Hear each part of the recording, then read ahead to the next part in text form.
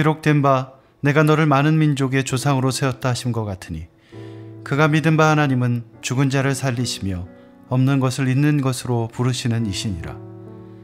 아브라함이 바랄 수 없는 중에 바라고 믿었으니 이는 내 후손이 이 같으리라 하신 말씀대로 많은 민족의 조상이 되게 하려 하심이라.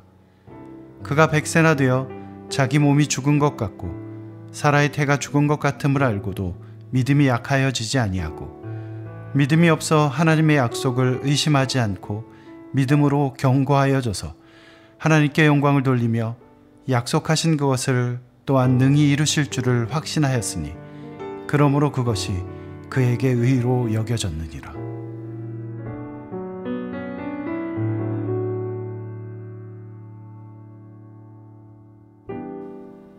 오늘부터 우리는 사도신경을 하나님의 말씀에 비추어 보며 그 안에 담긴 진리를 찾아보는 짧은 여행을 떠나려 합니다.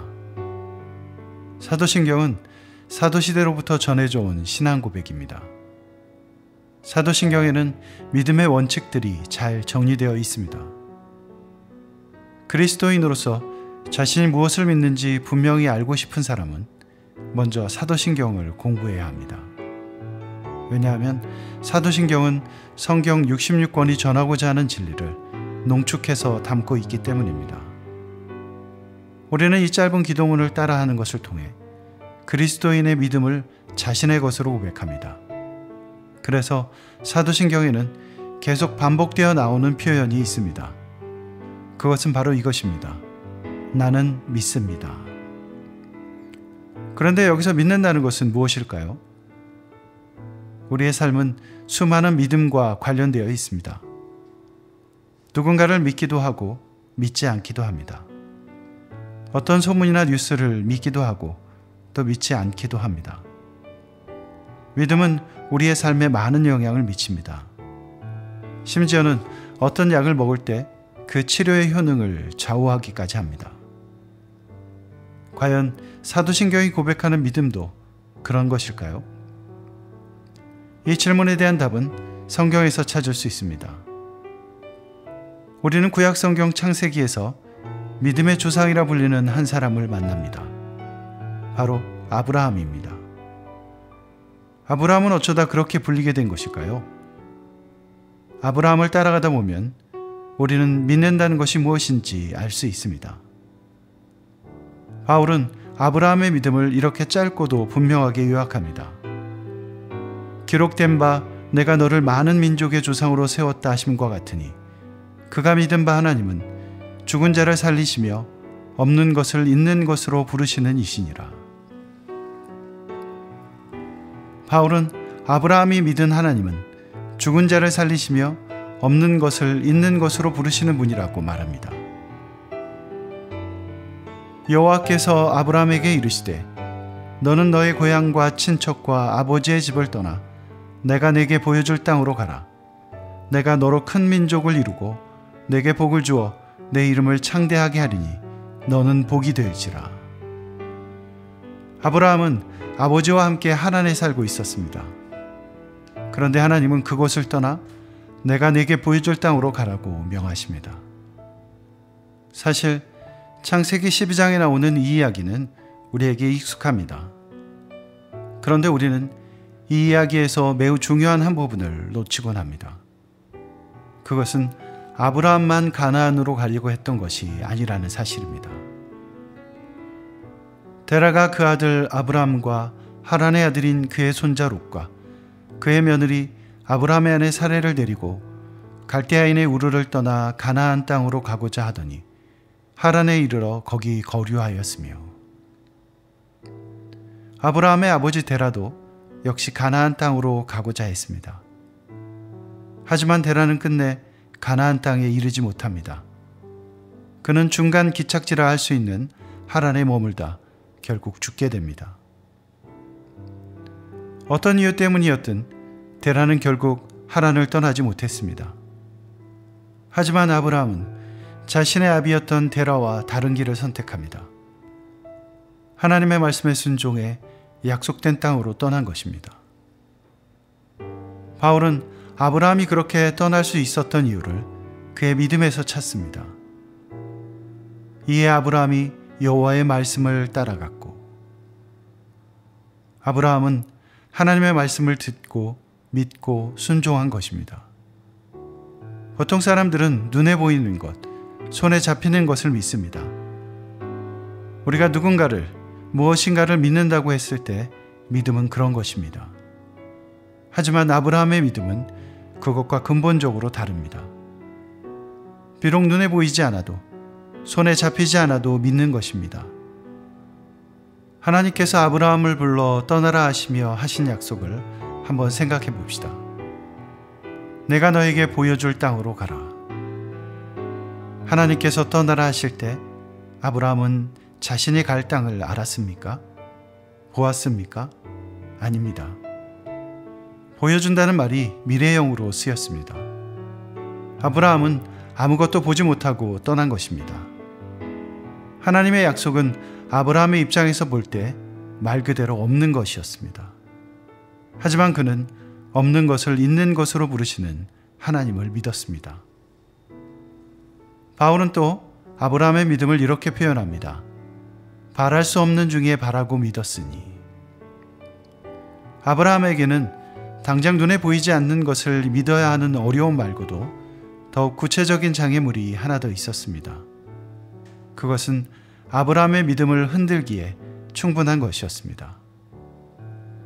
그가 100세나 되어 자기 몸이 죽은 것 같고 사라의 태가 죽은 것 같음을 알고도 하나님은 아브라함에게 자녀를 주시고 그로 큰 민족을 이루시겠다고 약속하셨습니다. 하지만 바울은 그때 아브라함이 100세나 되어 자기 몸이 죽은 것 같았다고 적습니다. 마찬가지로 아브라함의 배우자 사라의 태도 죽은 것 같았습니다. 인간적인 생각으로 볼 때 그것은 바랄 수 없는 꿈이었던 것입니다. 창세기 18장은 하나님께서 아브라함에게 나타나 아들을 주실 것이라고 약속하시는 장면을 그립니다. 그런데 장막 속에 있던 사라가 그 말씀을 듣고 그만 웃음이 터집니다. 사라는 이미 늙어 생리가 끊어진 자신의 몸을 잘 알고 있었던 것입니다. 사라는 속으로 이렇게 말합니다. 내가 노쇠하였고 내 주인도 늙었으니 내게 무슨 즐거움이 있으리요. 사라의 웃음은 하나님의 약속이 얼마나 바랄 수 없는 것인지를 단적으로 보여줍니다. 하지만 아브라함의 믿음은 약해지지 않았습니다. 어떻게 약해지지 않았습니까? 내 후손이 이가 되리라 하신 말씀대로 그는 말씀을 붙들었습니다. 내가 너로 큰 민족을 이루고 내게 복을 주어 내 이름을 창대하게 하리니 라고 하셨던 하나님의 말씀 말입니다. 현실은 바랄 수 없는 것이었지만 그 말씀 위에서 하나님의 약속을 바라고 믿었던 것입니다. 세 번째로 바울은 아브라함의 믿음을 이렇게 씁니다.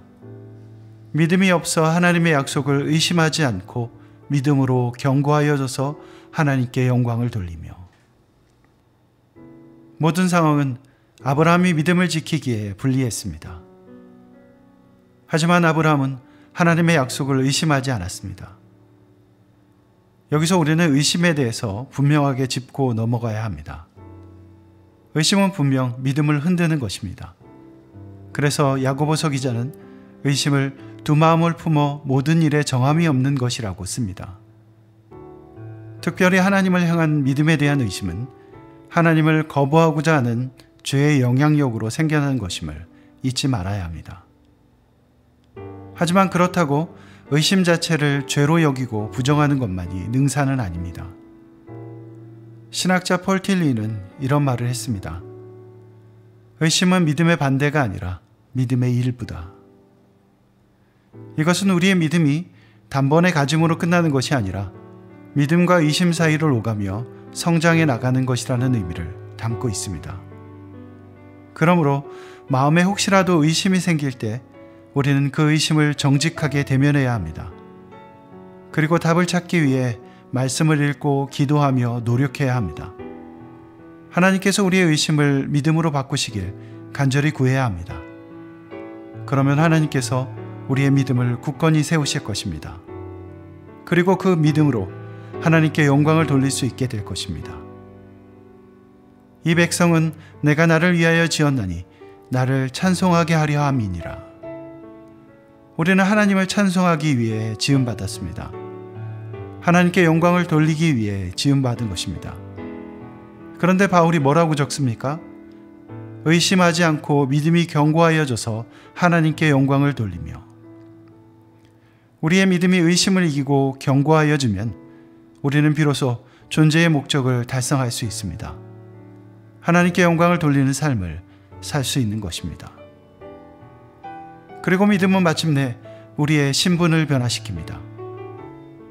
약속하신 그것을 또한 능히 이루실 줄을 확신하였으니 그러므로 그것이 그에게 의로 여겨졌느니라. 아브라함은 하나님의 약속을 믿었습니다. 사람의 눈에는 불가능해 보였지만 하나님께서 그 약속을 능히 이루실 것을 확신한 것입니다. 여기서 확신으로 번역된 헬라어는 완전한 가득 찬이란 뜻을 품고 있습니다. 한마디로 하나님의 약속에 대한 믿음이 아브라함의 마음을 가득 채운 것입니다. 그리고 바울은 그런 믿음의 결과를 이렇게 씁니다. 그것이 그에게 의로 여겨졌느니라. 여기서 의로 여겨졌다는 것은 바로 구원을 의미합니다. 오늘 본문이 들어있는 로마서 4장은 그리스도인들에게 구원이 무엇을 통해 주어지는지를 설명하는 장입니다. 바울은 아브라함이 행위로서 의롭다 하심을 받은 것이 아니라 하나님을 믿어 그것이 의로 여겨진 것이라고 역설합니다. 그리고 아브라함의 믿음이 무엇인지를 설명한 것이 바로 오늘 본문 17절에서 22절 말씀입니다.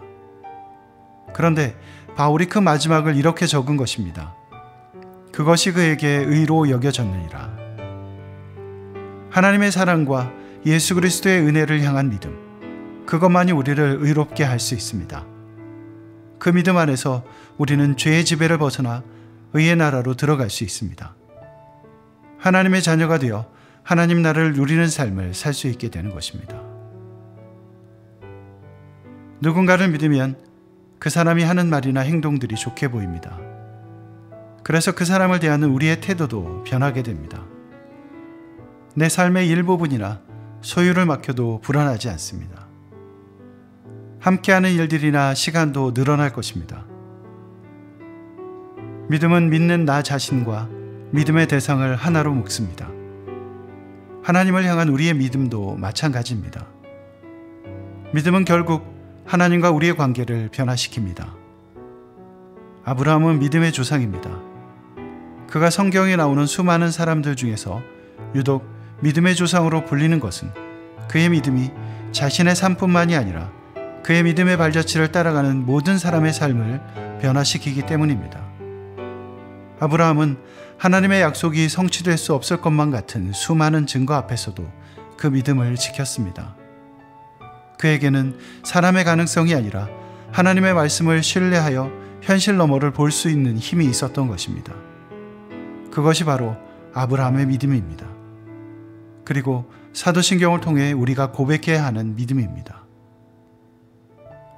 없는 것을 있는 것으로 보고 바랄 수 없는 중에 바라며 믿음이 약해져 의심에 빠지지 않는 견고한 믿음. 그 믿음으로 하나님께 영광 돌리는 삶을 사는 우리 모두가 되길 소망합니다.